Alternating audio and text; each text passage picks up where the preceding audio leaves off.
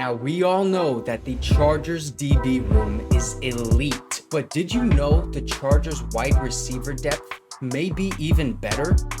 That's Josh Palmer, wide receiver number 4 on the depth chart, making an insane one-handed grab on Asante Samuel Jr., who's no bum, by the way. Training camp between these two units has been extremely competitive, and now that the pads are on, things are getting a little chippy. But that's what Brandon Staley wants. He wants these guys hard. He even said, "That's too soft. You see that? That's soft and casual. I want you to go at this guy.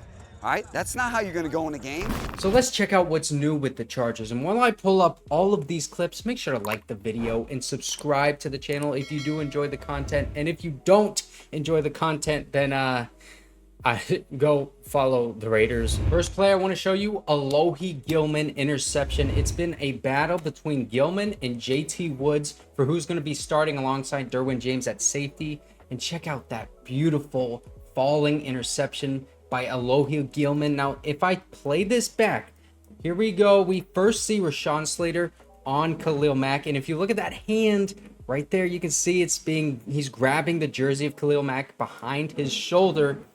To me, that's holding. So Rashawn Slater's holding Khalil Mack. I mean, Khalil Mack is a great edge defender, so it doesn't surprise me that he's going to get the better of Rashawn Slater at some points in practice. And Khalil is kind of pressuring Justin Herbert. That's why this ball, if I play this forward, you can see that hand by Donald Parham. He just is out of reach of that ball. He actually gets 2 fingers on it, but Alohi Gilman has that perfectly just wrapped up into his arms, and he pulls it into himself like a baby, like he's cradling his dear firstborn child, and takes that down to the ground for an interception. Beautiful play. Next up is a Mike Williams touchdown against Asante Samuel Jr. again. And you can see, look at that footwork there. I'm going to play this back for you guys. Justin Herbert lobbing that thing up. You can see that beautifully spiraling in the air. But check this out, right on the money to Mike Williams. And check out the room that he has to spare right here in the end zone. Does a really good job of getting his feet down and catching that ball for a touchdown. Asante Samuel Jr., if I play this back, you can see he's reaching up as high as he possibly can, but that ball is just lofted in perfectly to a big-bodied receiver like Mike Williams in the back side of the end zone for a tutty. That is just that. We're going to be seeing that a lot this year. Next up, we got an Asante Samuel Jr. interception. I love seeing this. Check it out. Max Duggan throwing that ball. Asante Samuel Jr. gets his hands in there and comes down with the interception. And the defense goes crazy. But let me play this back. Max Duggan is no stranger to throwing interceptions. And he throws that ball right into the chest area of Keelan Doss, I believe that is. And Asante Samuel Jr.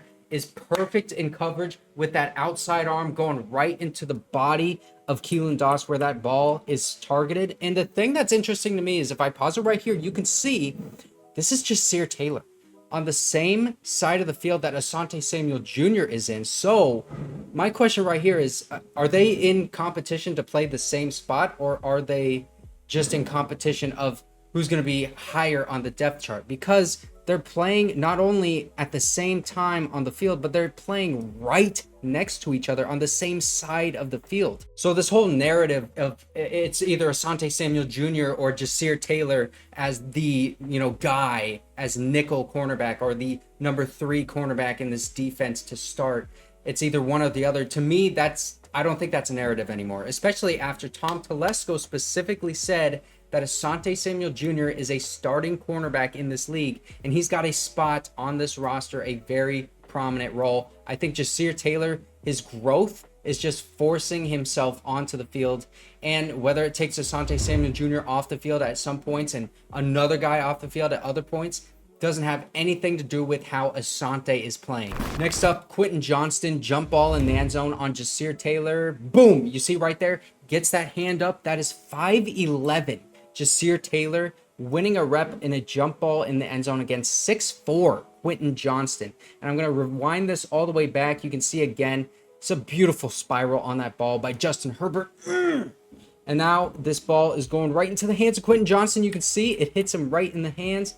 But that hand by Ja'Sir Taylor is high enough to get into that face mask area so that it kind of disrupts, it either disrupts Quentin Johnston's concentration on the catch, or it gets in the way of his eyes, so he can't see the freaking ball. You know what I mean? So Jasir Taylor, really good at getting his hands up in there, breaking up that pass, either disrupting the concentration or just disrupting his dang vision. And here's another one. Quentin Johnston against Jasir Taylor one-on-one. Bang! Quentin Johnston wins that one easily. That was my phone notification. I don't know if you guys heard that. But look at this. Same kind of technique by Jasir Taylor and by Quentin Johnston, honestly. But Jasir Taylor, you see his hand is just out of range of the face mask of Quentin Johnston. It's a little past his body. And that, in my opinion, I think that's why Quentin Johnston is able to come down with that ball. I think both balls were thrown pretty well. I mean, really, honestly, a great throw by Justin Herbert on both of these balls. But Jasir Taylor's timing, a little bit off on this one. Okay, now can we talk about this Josh Palmer one-handed catch, man? Justin Herbert throws it up. Beautiful one-handed catch. And then we got the two angles from the social media team. Thank you, the best social media team in the NFL. But I'm going to rewind this so you can see as this ball is up in the air, Asante Samuel Jr. is playing this literally perfectly. He's underneath on this ball, and he's just in perfect position to get an interception and run that thing back into the end zone for a tutty. But if you wait and I push this forward a little bit, you can see how high that ball is thrown and the range that Josh Palmer has to jump up and catch that, just snag that thing out of the air. It is absurd. Just absurd ball placement and trust in your receiver by Justin Herbert to throw that thing so high above Asante Samuel Jr. So if you see from this angle, you can see Asante Samuel Jr. doesn't even get a hand up because he knows he can't be competitive with that ball placement. And Joshua Palmer, an amazing, look at that freeze frame. Oh my God. That reminds me of Antonio Cromartie with that interception. You guys remember that when he was on the Chargers? That is that same kind of look. Beautiful catch by Josh Palmer, who is wide receiver number 4 on this team. Now let's get an update on Trey Pipkins. This is from Daniel Popper on Twitter. Make sure to follow him if you haven't already.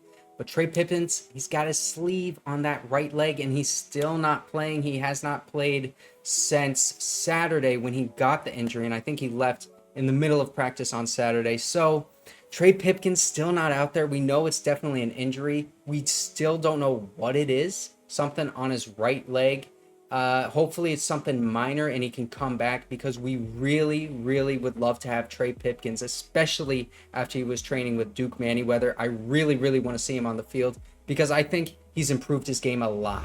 Then we got this tweet from Eric Smith. There's a heavy focus on third downs today at Chargers camp, which was no problem for Justin Herbert, who converted on 6 straight chances in 7-on-7s. You love to hear that, and I'm sure Keenan Allen had a lot to do with those 6 straight conversions in 7-on-7s. Now, lastly, let's talk about OJ Howard. He was just cut, and a lot of people are already talking about, oh, I want to see OJ Howard on this team because he would immediately come in, be the best blocking tight end. He's got a lot of potential. He was a first-round tight end after all. But in my opinion, I'm not about it.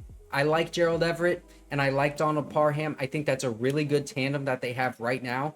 And then beneath that, they have Michael Ezeike, the undrafted free agent from UCLA. I think he's got potential to come in and be a serviceable tight end immediately. He's not a bad prospect at all. And then also, I was just talking about Zander Horvath yesterday. Why not get Zander Horvath some time at tight end before you sign another guy like OJ Howard, who, by the way, OJ Howard, coming off an Achilles injury, he looked a lot less explosive. It just killed his burst, that injury. And so that's part of the reason why he was cut. He really wasn't the same after that Achilles injury. I would much rather see Zander Horvath getting some time on the field. If it takes him into playing tight end, then so be it. But he is a fullback after all. You can play tight end, halfback, fullback. Those positions typically can be all into one, basically. I mean, look at UCLA's offense. But now you know everything that you need to know. And if you didn't watch yesterday's video, you can go ahead and click it right here. A lot of good information in this one too, specifically about those elite defensive backs. JC Jackson is back on the field too. Don't forget about him.